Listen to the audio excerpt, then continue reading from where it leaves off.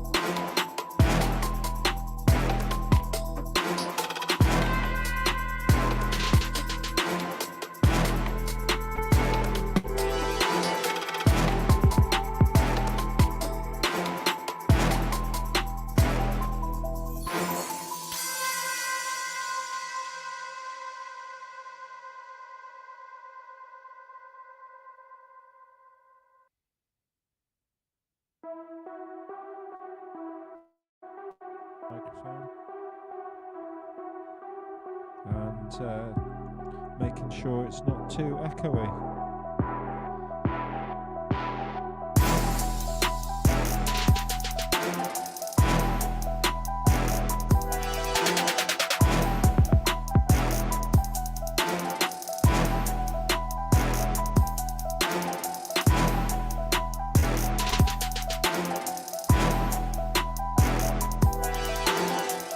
1 2 test 1 2.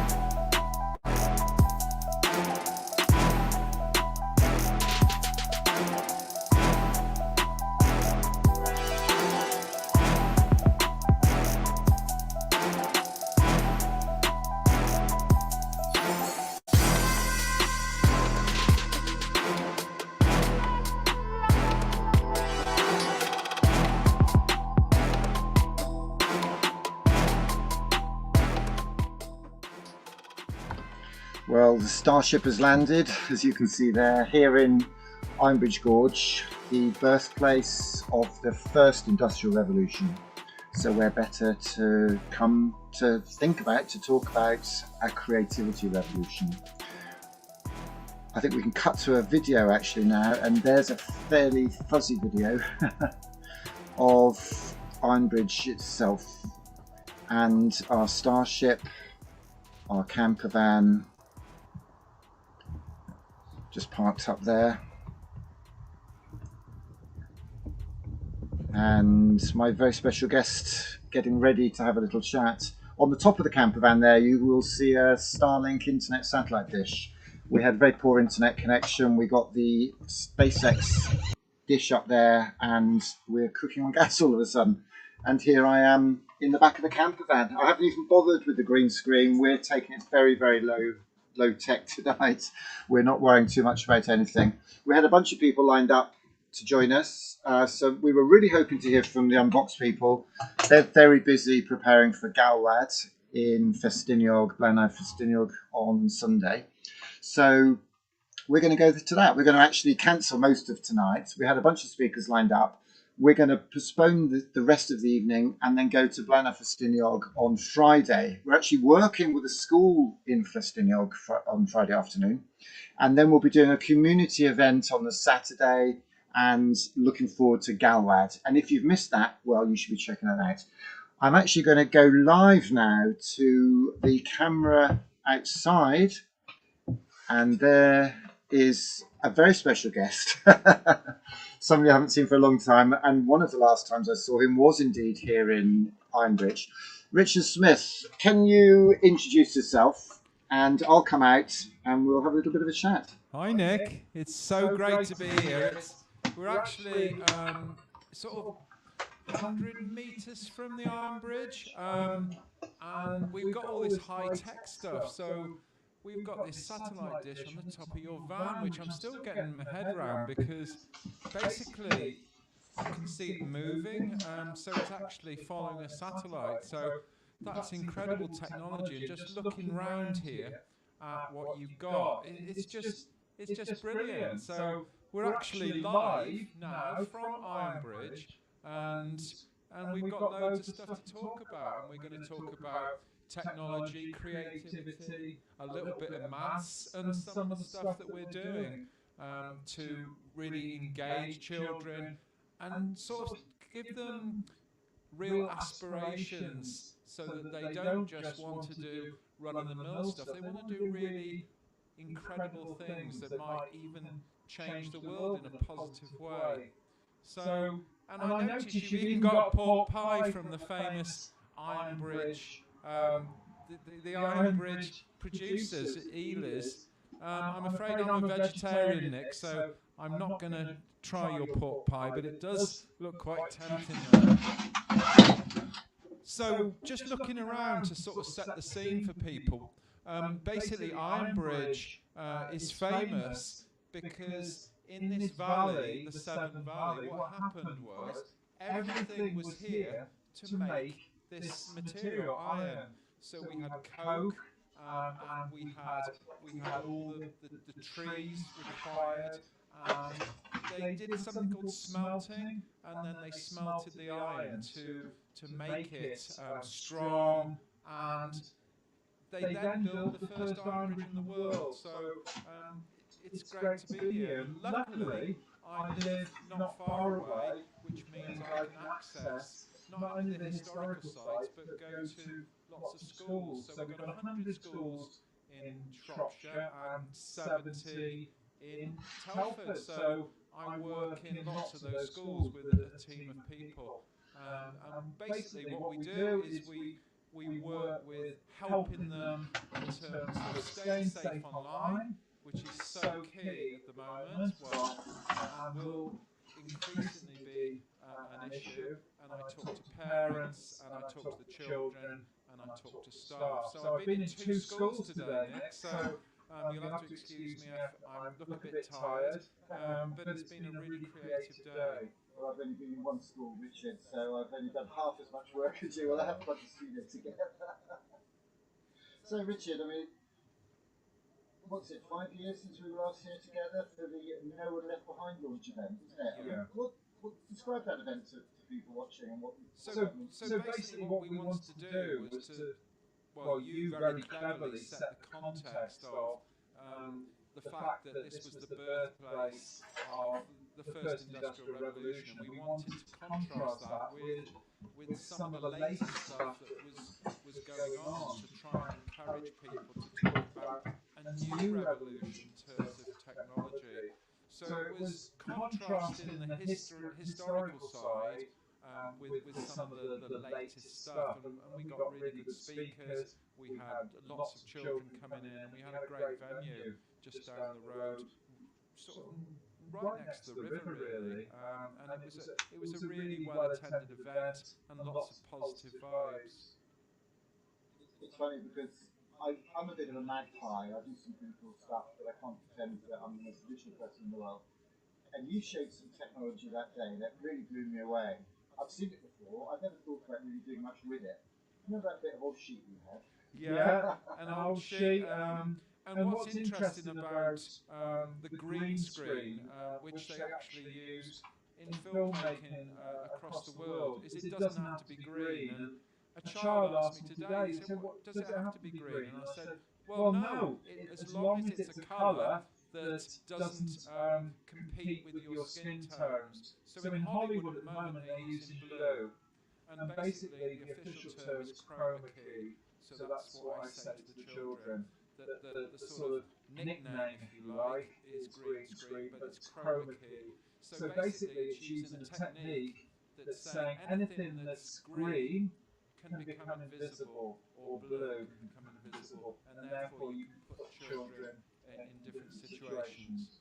So this week we've been to a banana plantation, which was exciting, and we've also been to the Taj Mahal, and that was with 5 and 6 year olds. So I sort of sell that as the fact that some teachers might say, "Can you write a little story about going to the rainforest, what it would be like to go to the rainforest?" But it's almost impossible because they can't imagine it. So you have to try and use technology to create some sort of backdrop, and that helps them to improve their writing skills, because they can say, above us was a massive tree that had 50 green bananas on, and then over time they changed, they ripened and changed to yellow. So it helps them with their writing. It's interesting you say that. I've just been talking with an art teachers conference just before it's time, and it's about extracurricular creativity. And somebody came up with the phrase, well, we don't call it extracurricular. Teaching holds it out of the main day. They said they like to use the phrase co-curricular. And I think what you described, STEM, STEAM, whatever, I don't care about acronyms. I think it's about creativity, teaching creativity, and teaching creatively. And I think one of the things I've seen from your work is you've got so many disciplines. So you're not just there teaching coding, you're bringing it to life, you're making it relevant. I think providing books across the curriculum. Do you agree with that? Yeah, I think the issue teachers have got is that they're asked to do more and more, and you can only get so much into the time. So if you think of what I described at the banana plantation, you've got art there, so you could draw the tree. You've got obviously got your geography, so you need to talk about which continent, and then you've got your coding plus your media. So the app that I use is £3.99. So schools can't say they can't afford it, and they can put up some green sugar paper on the wall, so they haven't even got to buy a green screen. I think that's one of the lovely things. A lot of your work is very, lovely lady called Carol Allen in Newcastle talks about how you shop technology, Yeah. being creative, being resourceful, particularly working with budgets and schools at the moment. But no, I mean, as I say, it's one of the first times I saw the green screen in an educational setting. And you might remember in lockdown, I mean, I did a lot of green screen. Yeah. I haven't bothered getting it up today, but no, it's interesting. So tell us a little bit about the organisation. I mean, it's amazing ICT and actually the school I was with today, they were very much aware of our work. So I started 12 years ago based on sort of a desire to help children to just explore technology. Because it's not that there's not technology available, it's just that sometimes the staff in school haven't had the training, or they think they haven't got the money. But actually, like you say, you can cut corners in terms of the finances. So I've got a little robot here that I'm going to talk about later. Um, and this is quite an expensive robot, but you can get robots for £30. And you only need one per class to start with, and it's getting that enthusiasm from the head teacher, the governors, and then the teachers, and then the children will be on board.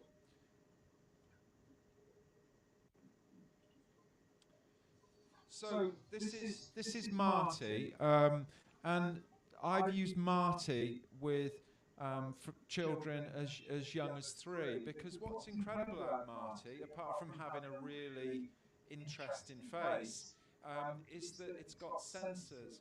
So this sensor here is a light sensor, so you can see these cards. So the way I would do it would be to say, we talk about what a sensor was, and then what we could do is say, well, what do you think might happen when we put Marty on this card?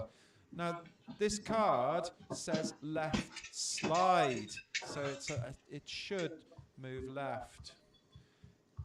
And then what you do is you would give the children other color cards, and you'd say make some sort of dance out of it.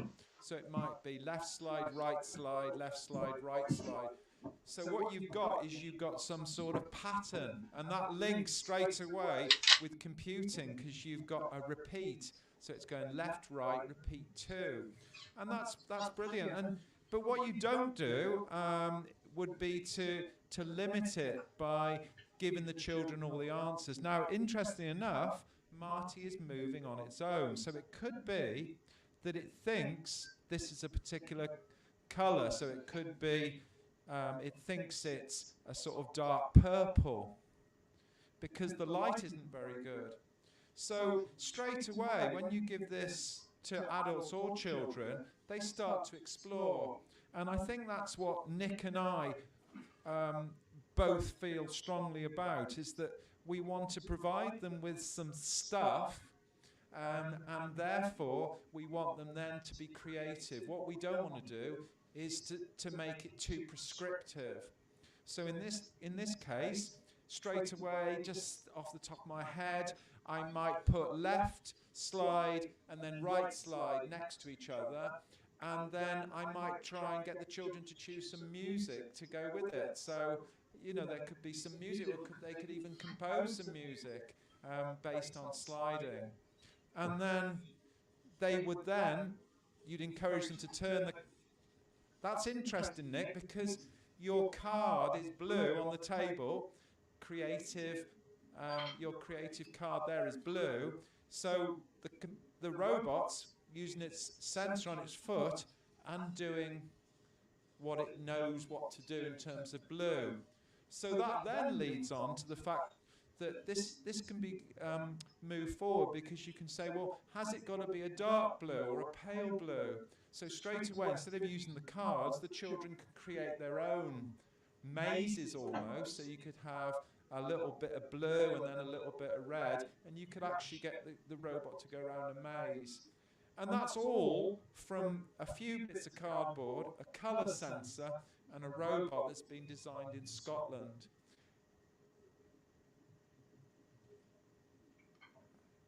Fantastic, Richard. I mean, you've always got a new gadget or new bit of tech. Like I've got cameras, but I remember actually when you realised you Ludlow, you had a little train set. Tell us about that. Yeah, I still want to get one of those. What is really nice is this has been sent to me by the company Robotical, because they know that if they send me something, I'm going to get it into schools and get it used. And if you think about it, that's what they want.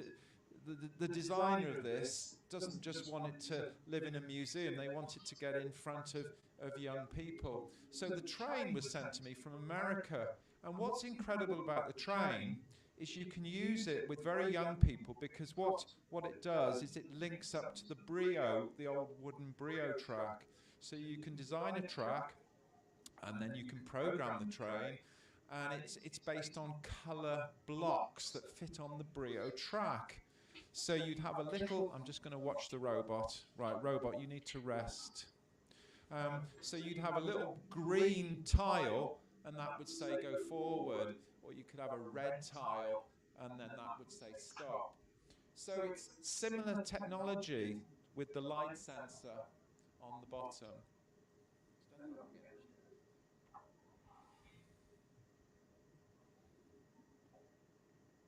Now, one thing, going back to the robot, that I feel really strongly about is that a lot of robots can be seen as boy toys. So this robot can be spelled, it's called Marty, but it can be spelled M-A-R-T-Y or M-A-R-T-I. And I think that's really important. What we don't want is we don't want certain toys for boys and certain toys for girls. And my least favourite toy in the world, and I don't mind this being published, is when they came out with pink Lego, because they were trying to increase Lego sales, and they thought girls would buy it because it's pink. So quite definitely, this is Marty with an I or Marty with a Y. I'm enjoying EU 4.5 actually. You did, I didn't pop in there, they were going to pop over to this, but we're just coming out. I mean, one of the things I'm very keen to discuss tonight, and I've had some great people lined up. Some people weren't able to make it. Really keen to get some people in the unboxing here, and they didn't get back to me, and talking to my people now. So basically what we're going to do is work with this video, but really what I want to talk about tonight, and talk about tonight really, is the unbox test was £120, because Martin really the director of that set, there would be big, bold, and ambitious. And as the new report on these 6 news overnight, this is big, bold, and ambitious, but they deserved it. With the work, have you heard of unboxing? Only because we were talking about it today before this, so I did a bit of research, and I've got mixed feelings because some people. Sorry, I've got mixed feelings, because some people say, "Oh, what a waste of money spending on, say, a massive oil establishment, an old oil platform in Weston-super-Mare," and yet, historically, if you want to impress people with art, it needs to be perhaps big and bold. So just because it's quite expensive doesn't mean it's a waste of money, because that might inspire people in the next generation to be sculptors. So it sounds like a lot of money, but I do think we need to get away from perhaps the tabloid headlines and look at some of the lives that have been changed by some of these establishments. It's very British, isn't it, to have a hop at these things, but in Germany they like to criticise that, hardly anybody went to criticise it. A lot of people complaining about the unbox festival, they were calling it a festival of Brexit, nothing Brexit is all about, actually use that in a beautiful, fantastic project. Taking into British housing awareness and engagement. So, I'm looking forward to Galwad, which is a six-piece interactive live community program, which will be shown every night of the week, stuff on the internet, social media, blogs, videos, and then a 2-hour show up in up in North Wales. And I think what we'll do is we'll have another event. I wanted to discuss with people like you, people like me, and people like Aaron, and people like that. What can we do as a community? What can we do to a degree to take what they've done with them off? Well, that's how many of assets they're also considered they shouldn't be able to more. How can we take what we do already, what you do already, and how can we ignite a creativity revolution across the country? And I'd like to announce tonight that I've got a Moonstead Farm, which is a country like Moonstead Farm. I'm going to do a Moonstead Farm had a weekend art camp, for instance. So an art camp is happening, the camp plan. So they can stay at home and watch on the live stream, so we're live streaming it. And we'll get people's suggestions, what they think of Thunder Wasp, because it will be finished by then. So we'll review what has happened to Thunder Wasp. And what might we do next year as a collaborative organisation? You know, you could do interesting coding activities, not just in all the schools you're working across children, but your content that children work with black children across the country using technology. So I want to have a weekend planned that in Newsday Farm. I'm hoping that will be the bonfire night weekend. So maybe the Saturday night we do fireworks, we can talk about how fireworks work, we can think about next one we do want to show some, maybe get some colour drone lights going up and light trail and have a grassroots community festival weekend. And I'm also talking to Ironbridge George who's doing about doing an event there next year as well. So I think we can have this idea. I think it's stuff. I don't know. What are your thoughts about that? Would you be interested in being involved? So, yeah, certainly interested in being involved. I sort of feel like with the Unbox, there needs to be some follow-up with educationalists to say, well, what could we get out of that? So if you just think of some of the stuff that I do, some of the stuff requires high quality images that you can then use as backdrops, and then you can code characters to explore. So I think those sort of images and perhaps characters, so a little character that goes with it that could move, that you could program to move around, needs to be made public and put on Creative Commons. That's what I sometimes get fed up with. You have all these big events with celebrities, and yet really for people like me who's working in schools, I want some assets which might be videos, as you mentioned before, but also still images and PNG files that I can that have got transparent backgrounds that I can then get children to code with and come up with stories and animations.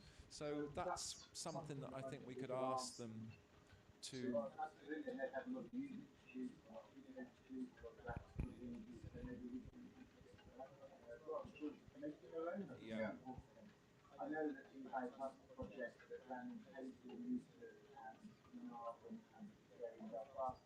That was a collaboration with CNS, what we were doing, and Virtual Society.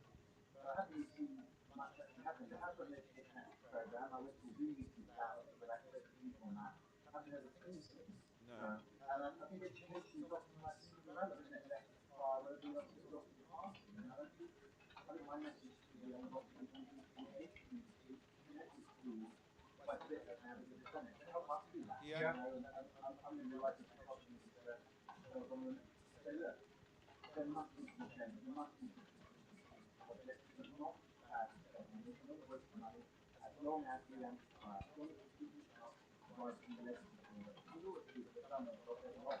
You know, certain these panels, we've got to make sure that makes it happen, and I'm keen to do that.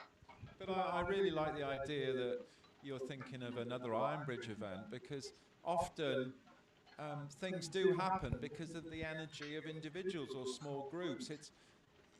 We get frustrated with bigger organisations, and it's often the movers and shakers that work in the education business day on day that actually get things to happen. And it's not through lack of enthusiasm from educationalists, it's just providing them with a structure that they can get involved with. So looking forward to that with you next year, is that? Absolutely right. Well, it's pouring rain now. I'm going to have my last little piece of the day in the ball park. We'll come inside and compare the videos and compare that. But then talk to us about some ideas, some highlights, and how, examples, how you feel your work has touched the lives of young people. Some of the sort of new stuff is quite interesting. It's helping children to understand how networks actually function. So how the internet functions, and you've got to get down to practical stuff. So you have to get bits of string to represent connections between different places, and then you've got envelopes that represent the packets of data going between the different places. So it's actually getting children to do hands-on stuff with cardboard, string, and not just coding on a tablet. It's actually making stuff. And I know Nick feels strongly about that. Oh, his pork pie's gone. There we go. So it's just trying, and I guess this has been done as long as we've been trying to educate young people, is trying to help them to understand how something works. But it's even more important now because we want them to get really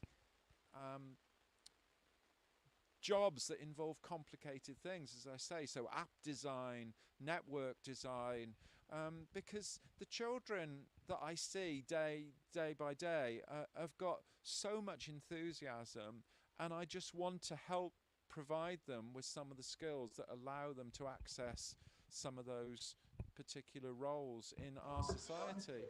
And this is, looking around, this is what Nick does. So, you know, he's in Malvern tomorrow and he's in Worcester tomorrow. So he's taking this amazing van with the trailer all round the country and inspiring people. And I'm just pleased that he asked me to be here today.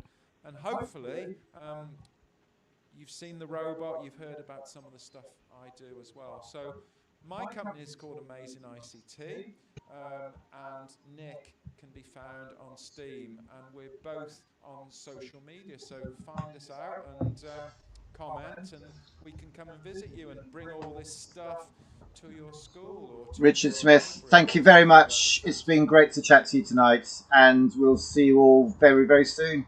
Bye bye now.